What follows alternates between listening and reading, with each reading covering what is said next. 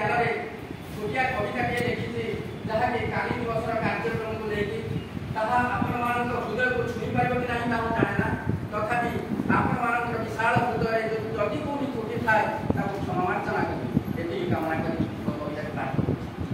ଆଦ୍ୟ ଆଷାଢ଼ର ମେଘୁଆ ଆକାଶ କାଉଁରିଆ ଭାଇ କଲେଣି ସଜ, ଏହି ଶୁଭ ଅବସରରେ କ୍ରୀଡ଼ାଙ୍ଗନା ଟ୍ରେନିଂ ପଡ଼ିଛି ଠାଟରେ ହାଇସ୍କୁଲ ଯେଉଁଠି ଅଛି ମୋ ପୁରୁଣା ସ୍ମୃତି। ପ୍ରଥମ ଦିବସ ବିବରଣୀ ପାଠ କରୁଅଛି ମୁଇଁ ନକରି ମଠ, ଖୁସିର ଆନନ୍ଦ ଖୁସିରେ ସଅଳ ଆସିଲୁ ଧାଇଁ, ଠାକୁର ବୁଦ୍ଧିରୁ ଧୂପ ଦୀପ ଫୁଲ ଚନ୍ଦନ ଦେଇ। କ୍ରୀଡ଼ାଙ୍ଗନ ଆମ କ୍ରୀଡ଼ା ଅଗଣା ଏକତା ପ୍ରାୟଟି ସଭିଙ୍କୁ ଜଣା, ଖେଳକୁଦ ଆଉ ହସ କୌତୁକେ ପାଠ ପଢ଼ାଇବା ଛୁଆଙ୍କୁ ଆମେ।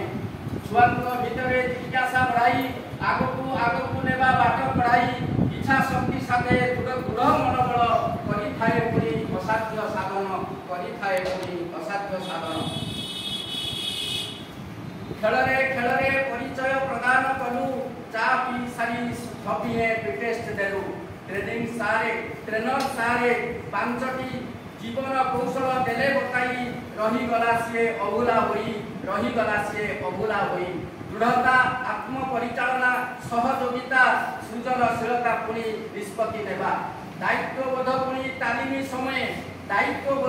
ତାଲିମ ସମୟେ ବୁଝାଇଥିଲେ ସାରେ ଖୁବ୍ ସୁନ୍ଦର ଭାବେ। ଶୃଙ୍ଖଳା ସମୟାନୁବର୍ତ୍ତିତା ମନୋଯୋଗିତା ସହଯୋଗିତା ପୁଣି ସହଭାଗିତା ଅଲମ୍ପିକ ମୂଲ୍ୟବୋଧ ବୁଝାଇଥିଲେ। ଉତ୍କର୍ଷ ସମ୍ମାନ ବନ୍ଧୁତା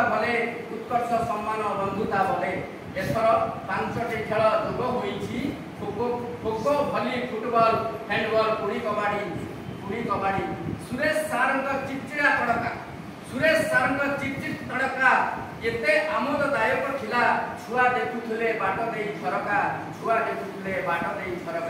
ସାମଲ ସାରେ ଅଧିବେଶନର 6ଟି ସୋପାନ ଥିଲେ ବୁଝାଇ, ମେନ୍ ଆକ୍ଟିଭିଟି ପରେ ଏସ୍ପିଟି ଯିବା ହୋମ୍ ଟାସ୍କ କାର୍ଯ୍ୟପଦ ଘରକୁ ନେଇ। ଶେଷରେ ସଞ୍ଜ ଆସେ ନଈ ଟ୍ରେନିଂ ସାରି ଯାଇଥିଲୁ ଘରମୁହାଁ ହୋଇ।